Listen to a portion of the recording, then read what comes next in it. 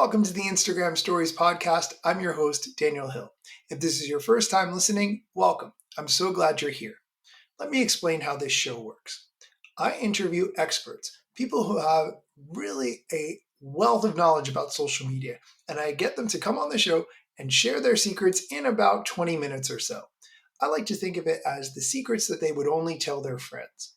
I get them to talk about strategy, the things they've learned along the way, and you get to benefit from this information. If you like this kind of content, good news, I have a lot more of it. I have another podcast, which is more focused around social media news and in smaller bite-sized segments. It's also called the Instagram Stories, but it's called the Instagram Stories - social media news. And 3 times a week, I share updates of what the platforms are working on, what features they've added, and more. What I like to do is go and find clips from people who work at the platforms and include those clips in the show. So it's not just me giving my opinion on things, but you hear it straight from the people who work at Instagram. Let me give you a sample. If you're not familiar, the Edits app has been a recent thing that the Instagram team has launched. You may have used CapCut in the past to edit your videos. You may have seen the price of CapCut go up over time. Now we have access to the Edits app. Well, what is the Edits team working on? How are they making the Edits app better? Let me give you an example. Here's a clip from the head of Instagram, Adam Mosseri, talking about some new features that have been released in the Edits app recently. Here's the clip. Yeah, we're launching new things every week. This week we did DM a draft, and you can increase the volume up to 150%, and some improvements to how we show the edits attribution in the Reels viewer. So when you're seeing a reel that was created with edits, we try and only show you that little attribution if you're actually interested in possibly downloading edits. Last week, we did keyframe curves. I know keyframes were long coming and they were improved. Before that, we added a bunch of effects. I think some improvements to the audio teleprompter and more fonts the week before that. More to come. Our team's cranking. They're doing great work. And every week we're going to try to ship more improvements. Some small, some big. But edits is becoming more and more of a thing every day. That gives you an idea of what kind of content I include in my show, this Instagram Stories social media news. You can look for that show wherever you get podcasts. Let's get into today's interview. I'm talking to Bella Rose Mortel. Bella Rose works at Beehive. If you're not familiar with Beehive, it is an email newsletter company. But what's interesting about Bella Rose is that she has the unique position of not only working on the email newsletter side of things for Beehive, but she also works on their content creation as part of their social media team. I'm going to have her explain what she does as part of those responsibilities on the social media team, but also why it's so important for content creators to have an email newsletter. You might think, I'm spending so much time creating content, I don't think I can handle another thing. And you're probably right. I would see that same line of reasoning, and I can also relate. However, Beehive has some tools to help you create email newsletter content much more easily, and Bella Rose will explain in today's episode. If you can, please take a moment and go on Apple Podcasts and leave a review for this show. I would really appreciate it. It only takes a minute to do, but it helps other people to find the show. It's a great way to say thank you, and it doesn't cost you anything. You can find the link to leave a review in the show notes. I would super appreciate it. Okay, let's get into today's interview with Bella Rose. Today on the show, we're here with Bella Rose Mortel. Bella Rose, welcome. Thank you. I'm so excited to be here. Bella Rose, for people who are not familiar with you, can you tell us who you are and what it is that you do? Absolutely. So right now I am the social media strategist at Beehive, which is a newsletter platform for creators and entrepreneurs. But I got there by way of Morning Brew from the Branded Content Studio and Workweek, which is another media company where we work on B2B newsletters. So I was always doing branded content or like creating ads for newsletters. And now this is my first time doing organic social for a newsletter platform itself. So super exciting stuff. That's great. One of the reasons that I wanted to have you on the show is that Beehive has just become such a huge name in the social media space over the past, I'll say 2 years or so, that I've really been seeing people use it more and more. For people who aren't familiar with the platform, can you explain what Beehive is and how people use it? Absolutely. So Beehive started as just a newsletter platform. So it was where you would create your content based newsletters and use Beehive to send it out. We've recently just released our brand new website builder, which is so amazing. So you can have a fully integrated website with your newsletter. And that has been a real game changer for us. Like in the past few months and even few weeks, as more and more people have started to use it and fully integrate like all their content systems onto Beehive. But a really big differentiator about us is that we have all of these growth and monetization tools built into the platform. So we make it easier for you to get sponsorships and ways that you can gain more subscribers, all built within the platform. So you're not trying to, use 16,000 different tools just to grow and monetize your newsletter and your content business. There's so much I want to dive into there. So first, if someone doesn't have a newsletter, I personally have just started to get involved with having an email newsletter. It can seem a little bit intimidating to do yet another thing. Maybe you're so focused on your socials or your podcast or your YouTube, whatever, that adding on to that seems a little bit intimidating. So why would you say it's so critical to have an email newsletter? First, I would just want to say that, having a newsletter is effort and it is going to take some work to keep it up. And you do have to be consistent with it to be successful. And that's just something I've seen, like being kind of in the industry for the past few years and even being at Beehive, there are so many people who get started and realize like, oh, this is actually something that is a little bit difficult and something I do have to commit to. So I would just say like, of course I want to tell you it's like super easy and it does when you have that habit down, but you definitely, you got to put the work in. You have to like want it for sure. But I think a big reason why we see a lot of people beginning to start newsletters and gather email addresses of their audience and like of their customers is because a lot of times people feel like they can't trust social media to always reach the people that they want to reach. Like, of course, social media is good for distribution, but we all saw it when there was a TikTok ban and then everyone started running to Instagram Reels, or LinkedIn recently had a crazy algorithm change and people's videos aren't getting shown to their audience as much anymore and their impressions have taken a huge hit. And that's just the kind of thing that I think a lot of these creators are realizing they don't want to live that way anymore and they don't want to always have to rely on a platform owned by somebody else to reach the people who they want to reach and to grow their audience. So that's why it is like super critical these days, I feel like, to own your audience with a newsletter on Beehive, because you just want to be able to always have a direct line of communication with your audience for as long as possible, because no one's ever going to, steal your email list from you. So Right. hopefully not, I guess. No, but that makes sense, right? Because people might use certain social media platforms less over time. Maybe, years ago they were big on Facebook. Now they use Instagram, or maybe they've migrated away from Instagram and they solely use TikTok. So keeping up with people on all those platforms is a challenge. But at the end of the day, likely they're going to still use email for the foreseeable future. So that does make sense as a strategy. I know there are a lot of other competitive tools out there similar to Beehive, right? A lot of people are using Substack. I think MailChimp has been around for years. There are plenty of other tools like that. What makes Beehive different? I know there are a lot of tools integrated with it. So can you talk about those a little bit? Yeah, I mean, I definitely see the biggest comparison kind of as of late to Substack. There's a lot of creators who are moving to Substack, but I feel like Substack is a little bit more for like a hobbyist blogger type of user. Beehive is definitely the platform you want to use if you want to build a creator business. So, one of the big things with Substack I know is that paid subscriptions are a big way that their creators are getting paid. But Substack does take a big cut of their subscription revenue from the user. And with Beehive, we take 0%. So, like, all of the money you earn from your subscriptions, you get to keep, except for the Stripe fees. So sorry, but not my business on that one. But No, that's fair. Everyone has the credit card fees now, and even when you go to a restaurant, they're charging you 3%. I don't love it, but I understand it's part of it. Yeah, so that's the biggest thing. But like I said, I mean, Beehive is the place where you want to be to build your creator business. Like, we also have this ad network built in within the platform, so you'll get served like sponsorship opportunities for your newsletter. And we have a whole team and systems built like within Beehive to send you great sponsorship opportunities from these very premium sponsors.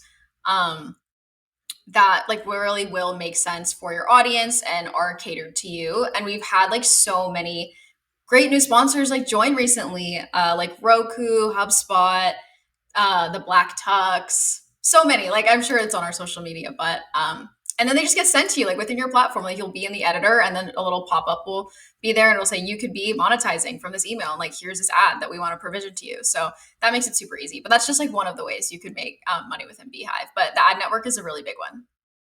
I want to understand more about that because I don't think I have. I'm not familiar with this concept for an email newsletter having the platform connect you with sponsors. So, is there a minimum number of subscribers you have to have, or a minimum number of opens that you have to receive before you start suggesting sponsors? So there's not a minimum size or anything for your newsletter. The way it works on our end is that these sponsors have like specific audiences that they're trying to reach. And so Beehive will provision their ads to the audiences that really make sense. But no, there's not a specific size. But that being said, there are a couple different deals. Like sometimes you'll get paid like per click that you send. Sometimes it's per open of your newsletter. So that is going to vary like based on your audience size. But I've had people like as early as maybe 100 subscribers get offered ads from within Beehive. Just know like your earnings are obviously going to vary based on like the amount of people. And so if you have more people, Sure. but Sure. no, you don't have to have like a huge audience to get started monetizing. I was thinking about, in comparison to YouTube that I think requires X number of subscribers. I think it's 1,000 or whatever it is. And, you have to meet that threshold of so many hours of watch time plus number of subscribers, whatever, before you can start getting revenue. So that's very interesting to me as a model that's how it works. Yeah, I mean, we're definitely factoring in like engagement and other things like that. So it does vary. And I don't have all the specifics on like off the top of my head, but no, yeah, like it is definitely a way I've seen a lot of people make their first like dollar from Beehive. So I think that's super exciting. Yeah, I love that. Now, what if you're a person like me and it's really hard to sit down and come up with something to say every week, or some people even do it every day? How do you start to regularly produce newsletter content? And I think of myself as someone who I can type quickly, but my ideas come very slowly. And I struggle to say something unique that millions of other people aren't already saying. Yeah, well, I think you have to realize that, you have a unique perspective. Like every single person has a unique perspective, and you are an expert to somebody about something. I think there really is an art in choosing your niche that's profitable, and it kind of all depends. Like some people who are curating resources and maybe posting job boards or doing things like that, it might be a little bit easier to grow a following because it's just like more simple. But there are also people on the way other end of the spectrum who are truly showing like their perspective, and they're putting their deep thoughts into the newsletter, and they're like, this is my experience I had, and this is what I learned from it and what I want to teach you as well. So you could really go any way with it. It just kind of depends, I guess, on your time commitment that you want to add, because I know that some of these more like thought leadership newsletters, it is, you have to think about it, and you have to draft it, and you have to like really put some time into what you're going to say. But you could also go another route where it's more of a curation and make it a little bit easier. Are there AI tools that Beehive has to help make that process a little more easy or quicker?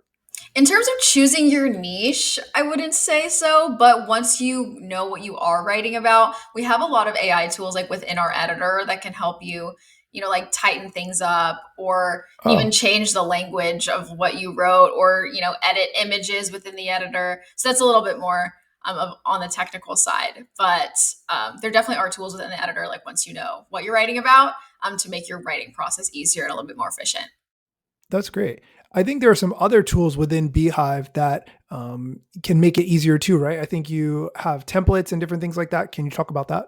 Yes. If you want to get started writing a newsletter, I feel like one of the main things that people really stress out about is the design, because, of course, you want to have a beautiful email and you want to have a beautiful website.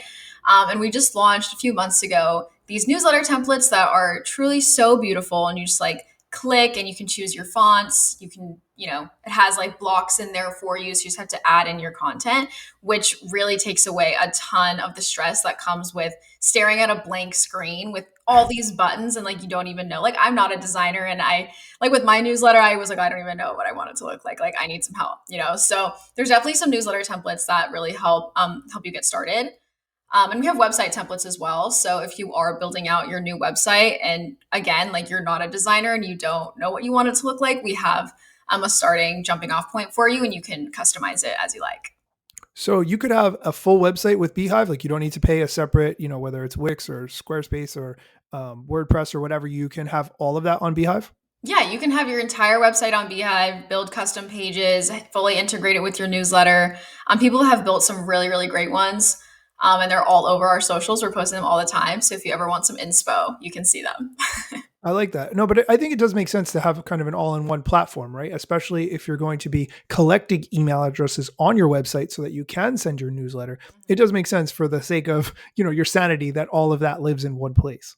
Yeah, I mean, it's definitely made things a bit easier, I think, for these creators to not have to use, like I said earlier, like a million tools to run Right. like your content business. So the fact that your website and your newsletter can fully be run on Beehive is just truly so amazing. Like it's such a treat code. I know I work there and I know I'm biased, but it really is just like so crazy to see like all of the things that our users are building now that they have access to this website builder, and like all the different things that you used to be able to build or that you can build on Beehive now, because before, like way back in the day, the websites were just like really simple, but now you can truly build anything you can dream of on the website builder, and it's just been crazy to see. I love that. I know that you also work on social media for Beehive. Can you talk a little bit about what you do in a social media role at Beehive? Oh, what don't I do in social media Beehive? I think any social media strategist, social media manager would tell you that they're like wearing a bunch of hats all the time. But for me, I am the like community manager, content creator, and strategist for most of our social media. So that would be Twitter, LinkedIn, Instagram, and Threads a little bit. We do have a TikTok that's new. We have a new person who is like taking over our TikTok. And we also have someone who posts all of our tutorials on YouTube. So like those are a little bit separate. Um, but yeah, I mean, we focus a lot on making our product content fun, basically. So I'm all about the little jokes. I'm all about, um, just making something that someone would enjoy seeing on their timeline. Because at the end of the day, like the person seeing my post is laying on their couch on a Friday night and they just want to see something fun. They want to see something cool. So it's been really great that the team trusts me to kind of just do whatever I think is best and find fun ways to promote the product and not just be like, use Beehive. Right. That's actually one of the reasons I really wanted to have you on this show, because you have two roles, right? You have the perspective of here is what it's like to be a creator and produce content for a company for all these different platforms. And also because you're working in the newsletter space, here's what it's like as a creator when you have an email newsletter or you want to start an email newsletter. So coming at it from both sides, I think is a very unique perspective. And that's one of the reasons I really wanted to have you on the show. Yeah, I mean, being a newsletter creator, I think is a whole different thing. I mean, obviously, if you're a creator and you have your social media and you have your newsletter, it is all integrated. It just like it flexes the same muscle. But I think a newsletter is just like a way that you can really go deeper with people, because there's only so much you can do in a 30-second video in the attention economy, as we're saying Right. it now, on like Instagram, on TikTok, on even LinkedIn now, whatever. Even the captions on Instagram or TikTok, you can only get a couple of lines in there. And who's reading the captions on a reel or a TikTok? Not many people, right? So, Exactly. It's like I ain't reading all that. So right. I feel like it's become very, maybe scientific isn't the right word, maybe calculated, that makes it sound bad, but just like people are trying really hard and they know how to get your attention. Like they know what kind of hook to use. They know like the pacing of a video. They know what sound effects to use that are going to keep you there longer. And I feel like with a newsletter, those people were really intentional about that. They wanted to hear from you. Like they put their email in their subscribe form and they signed up for your email and they are expecting to get it. And so I really feel like it's a much deeper connection you can build with people, because maybe it is a smaller audience than your social media, but it definitely is people who, like I said, are really intentional about wanting to hear from you, which isn't something you always get on like passive scrollers on social media. Right. When you manage all these social media platforms, what do you do so that you can keep things straight and not get burned out and not feel like you're, just running in a million different directions? Can you talk a little bit about how you stay on top of that? Yeah, I mean, I will say that Beehive is very process light when it comes to social media. And so social media, like as a job, is kind of very reactive. So there are a lot of things that may happen on any given day, and you just have to like, oh my God, like there's a new trend and we have to post this meme and we just need to do it right now. And whatever we were gonna do, that will happen tomorrow. So there are definitely some like super stressful, maybe not super stressful, but like very, like intense times like that. Um, but yeah, I mean, I got a good scheduling tool. I use this tool called Assembly right now, which makes it really easy to cross post things to different channels.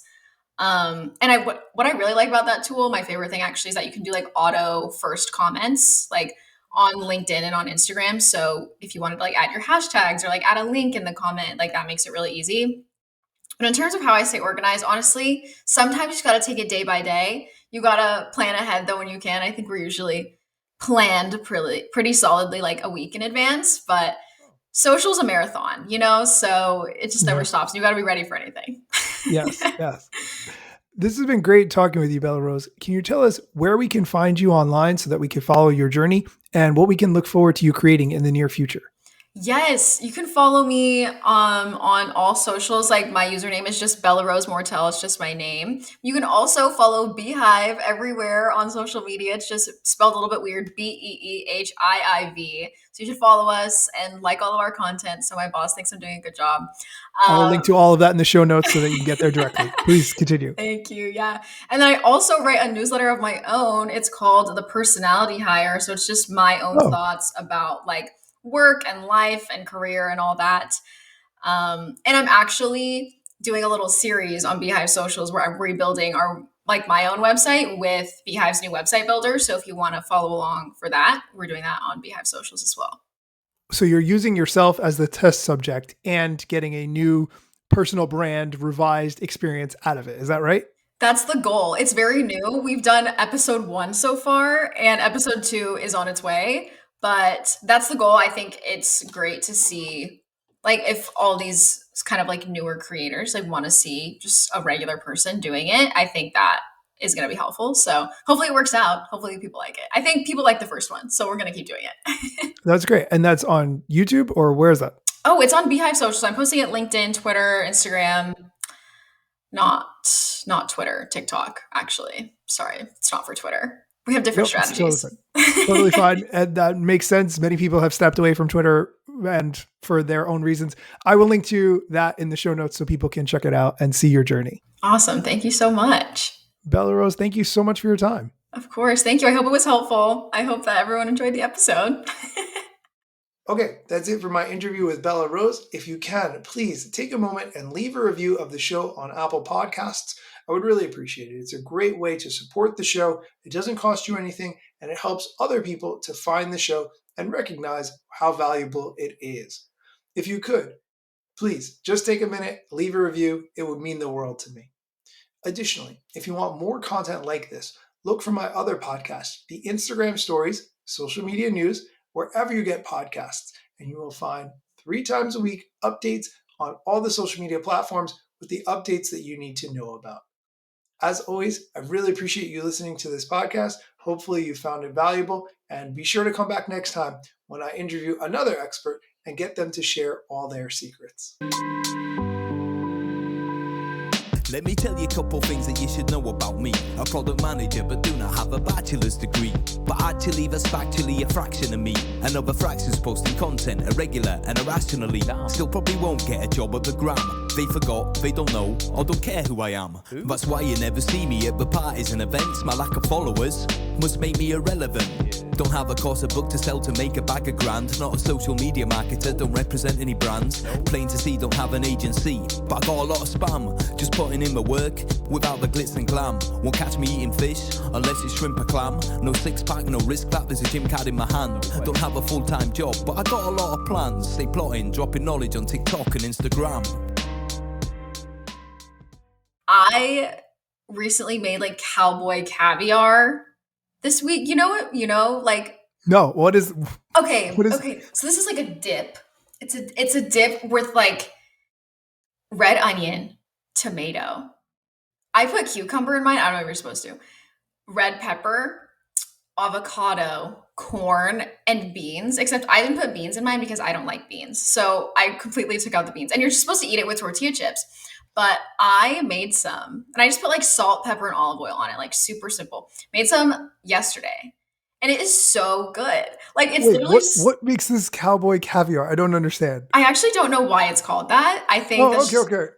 I expected in my mind it was going to be like a fish eggs, but you use hot sauce. I don't like. I have no idea, but I've never heard of that before. Yeah. Maybe it's a southern thing. Like I'm from Texas. I'm here in Austin, so I don't know. But I made it for the first time, and it's so good. Like I just want to say, like it's a great, refreshing summer snack. And if anyone wants to test it out, they should. Let me know your cowboy caviar. What did you eat it with instead of chips? Oh, I actually put it on a tortilla. Oh, that sounds nice. Yeah, it was good. I mean, it's basically the same thing as having a tortilla chip, just like a warm tortilla. But I wanted to eat it like a taco, so. Very creative, and I love the substitutions. If you're not into beans, just don't use it. That's totally fine. Yeah, don't like beans, so I'm not using them. That's it.